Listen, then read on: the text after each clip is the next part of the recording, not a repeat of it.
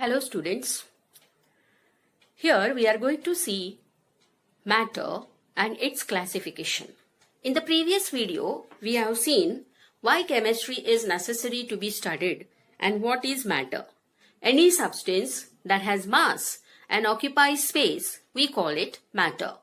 So as we have discussed, you, me, we all are matter because we have mass and we occupy space. Now in this video, let us see the classification of this matter and how they are classified and what are the terms involved. So let us first see the classification of matter. Matter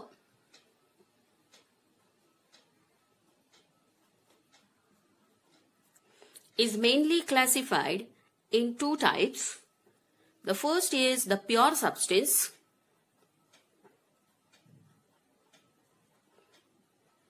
and the second is mixture. Pure substances are again classified in two types, that is element and compounds. Elements are again classified in three, that is metals, non-metals, and the intermediate between the two, that is metalloids. Mixtures, they are again classified in two types, that is homogeneous and heterogeneous. Now let us understand one by one what the terms means. So let us come to the first one, that is pure substances.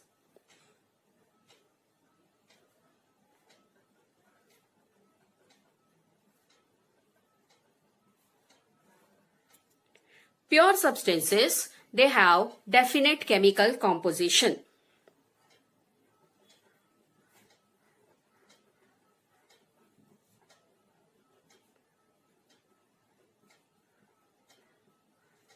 They have always the same properties whatever is their origin. Say for example, I take pure water. Students, you know water is H2O. Now if I want to prepare the pure water, whatever is the source, water will always be present as H with 2 moles here and 1 mole of oxygen by volume. So always water will have 2:1 ratio, that is of hydrogen is to oxygen ratio will always be 2:1, whatever is the origin. Whereas mixtures,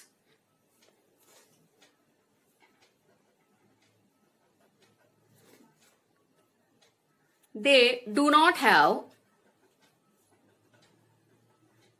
definite chemical composition. Means what, student? The chemical composition can be extended to any limit. Best example for this is air. Nowadays we are facing the problem of pollution. So in air, various types of harmful gases, they get mixed to any extent, and that is the best example here, that air, you know that air is a mixture of all gases. So here the other poisonous gases can be added to air in any extent. So there is no definite chemical composition, that is we call them as mixture. The other example what you might enjoy is the bhed. In bhed you have puffed rice, you have groundnut, the other things what you add. So you can extend, you can change the composition of any one of the component of the bhed. So here they don't have definite composition. Whereas in pure substances, if I want to form water, I cannot extend the composition of hydrogen to any extent. I must have 2:1 ratio of hydrogen to oxygen, and such substances we call them as pure substances. What other examples you have for mixture, student, is the paint. Paint actually is an emulsion, but this consists of oil. You have pigment that gives coloration to the paints. So you have pigment and some of the additives they add. So out of the three, composition of any components can be varied. The other is concrete, what you see on the construction side. So this is also a mixture of sand, cement and water. So here, depending upon the thickness of the concrete, you can change the composition of the water to cement to sand. So this is about the pure substances and mixtures. Let us take a trial whether you have understood this. So let me write few of the examples and then we will classify them as pure and mixtures. So students, I have written few of the examples. Now let us classify them. If you see seawater, this is water which is H2O, but when I say sea, many types of salts, minerals, they are mixed to it. So this is classified as, let me mark this, M for mixture. So this is a mixture. Gasoline is a byproduct which is obtained during the fractional distillation of crude petroleum. So this is also a mixture. Skin is also a mixture. So rusty nail is a mixture because it is made up from the oxides of iron. So this is also a mixture. Page of notebook is cellulose. So this is also a mixture. Diamond. So diamond is a pure substance which is an allotrope of carbon. So this is how you can classify the substances as pure and mixture. Mixtures are further classified in two types, and how the pure substance is classified in elements and compounds. So let us go for that. So let us first see the pure substance classification. So pure substances, as I said, they have definite chemical composition. So they are further divided into elements and compounds. So let us see what is an element. When I ask you to write few of the elements, you simply write the symbols for the elements. But what is actually the definition of elements, students? Elements, they are, now as we are classifying this under pure substances, I must write they are pure substances which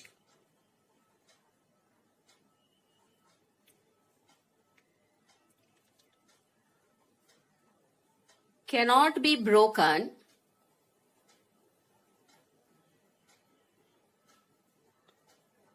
into simpler substances by ordinary. What is the meaning of ordinary, students? Simply without using any chemicals. That is the meaning of ordinary. So ordinary chemical changes. So that is an element. Elements, they are further, you know the examples of elements. So if I want to write copper, I will give the example Cu, then iron as Fe, I can give zinc as Zn, I can give gold, silver. So they all are elements. Now let us see the classification. We have classified the elements in three types. So let us see one by one. So the first was metal. Second was non-metals. And the third is metalloid.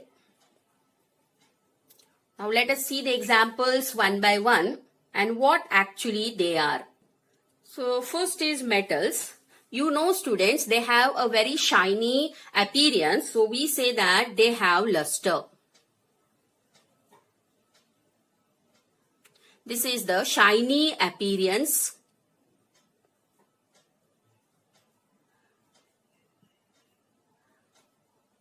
of the metal, and so we say that they have luster.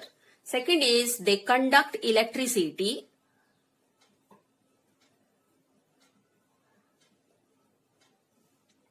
And heat. Means they are good conductors of heat and electricity. Why they are good conductors? Because they have free electron present in them. You know that metals usually they are electropositive in nature and therefore they have an ability to conduct that free mobile electron and therefore they conduct heat and electricity. Next is they can be hammered.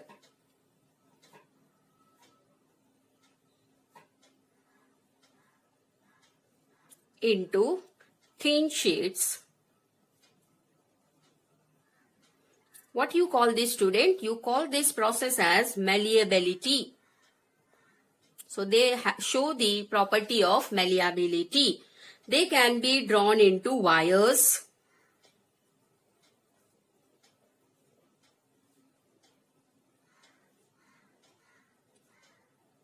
What you call this, student? As ductility.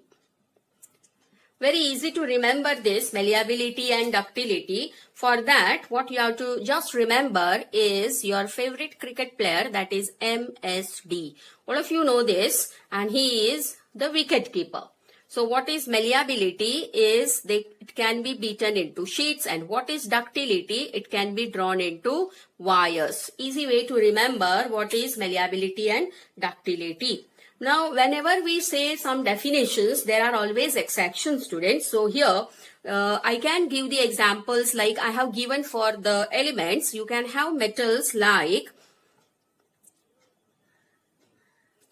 you can take again gold, silver, iron,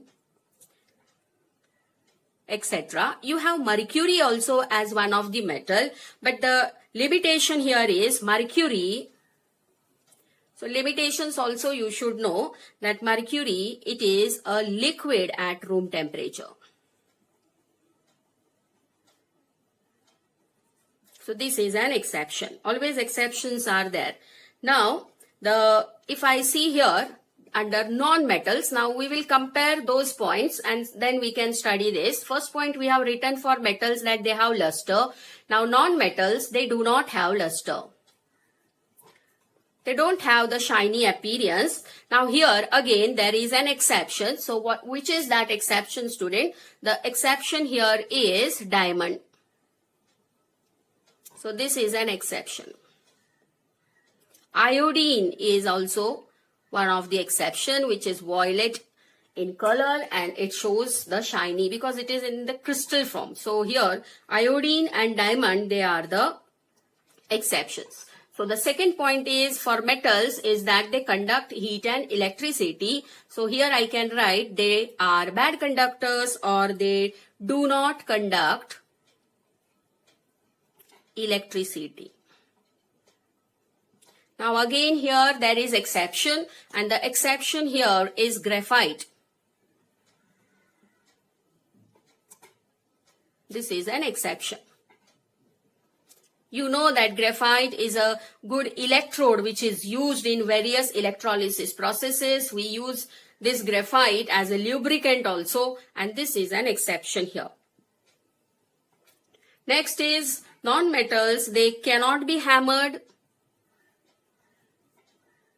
Means they cannot be beaten into sheets or drawn into wires like metals. Right? Now next, very important, and because as they cannot be hammered, we say that they are brittle. What is the meaning of brittle? If you can say if I drop a piece of chalk on the floor, what happens? It breaks. So any substance on pressurized or when it falls, then it breaks, that are cracks, that is called as brittle. So what are the examples of non-metal here is iodine. You have your P block elements, you have oxygen, nitrogen, carbon, so they all are non-metals. Now come to metalloids. Metalloids are the elements that have the property in between metals and non-metals. And so we call them metalloids, and as they are in between metals and non-metals, we call them as the semi-metals also. So sometimes we call them as semi-metals. Semi is half property of metal, half property of non-metals. And usually those metalloids, they are used as you can say as the semiconductors. So this includes arsenic. Then you have silicon. You have seen silicon chips which are used. So silicon and germanium. So they are the metalloids which are used as semiconductors. So this is the classification of pure substances. Now let us come to compounds. Now what are compounds, student?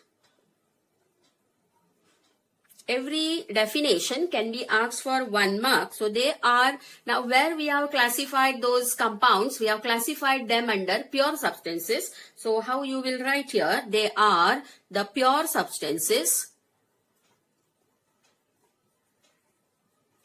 which cannot be broken into simpler substances by ordinary chemical changes. So this is what are compounds. Once the compounds they are formed, they have fixed chemical composition. Now this is very important. When elements they combine, they give you a compound. Let's take for example, if I take sodium, you know students, sodium is highly reactive and highly poisonous.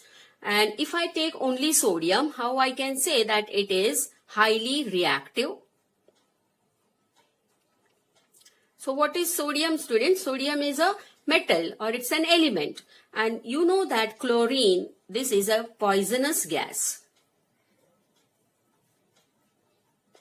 This is a non-metal. So when I say sodium is highly reactive and chlorine is poisonous gas, if I ask you to take sodium or chlorine individually, it might be very, very difficult for the consumption because it can be fatal to the mankind. But when NaCl, they form a compound, we use this as the salt, and without this our food is tasteless. So what happens here, once the compound is formed, the elements, they lose their individual identities. So you get a completely new compound where the individual properties of the elements, they are lost in a compound. Now if you see NaCl, they have the fixed composition. Now this is what the compounds are. Next example can be, one of the best example, hydrogen and oxygen. You know one is combustible while other supports combustion or flammable, one is flammable. So here if I combine them, you get water and this is used for fire extinguisher. So what happens actually, the individual properties of the elements, it is lost when a compound is formed. And in compound, the composition is always fixed. Usually the MCQs, what can be asked for water. So I'm just writing here, you know the mass of hydrogen here is 2 and that of oxygen is 16 here. So if I simplify this, I get 1:8. So in water, hydrogen is to oxygen is always present in 1:8 by mass. This is the ratio, student, what you must know. But if I see only water, that is H2O, I see here the 2 moles, so it will be 2:1. So hydrogen is to oxygen is always present in the ratio 2:1 by volume. So this is very important to know, the volume ratio and the mass ratio for H and O in water. So this is something what will help us for solving few of the MCQs. So this is all about compounds. We have many compounds what we will come across throughout the chapter. Now let us go for mixtures. We have already discussed what are mixtures. So let us see the classification of mixtures now. Mixtures are classified in 2 types. So the first is homogeneous. Now homo here means same. So what will be the definition for homogeneous mixture? Now here the 2 components forming the mixture are such miscible that you cannot make out the composition of the 2 added substances. Now how I can define this? Mixtures which are homogeneous, the constituents of the mixture forms a single or uniform phase What is the meaning of uniform phase, student? If I take solute and solvent, then I will mix them in such a way that it will be difficult to make out the solute-solvent phases. So it forms a simple uniform phase there. So that is the definition for homogeneous. Now what is a heterogeneous mixture? Heterogeneous mixture is one where the molecules of the constituent mixture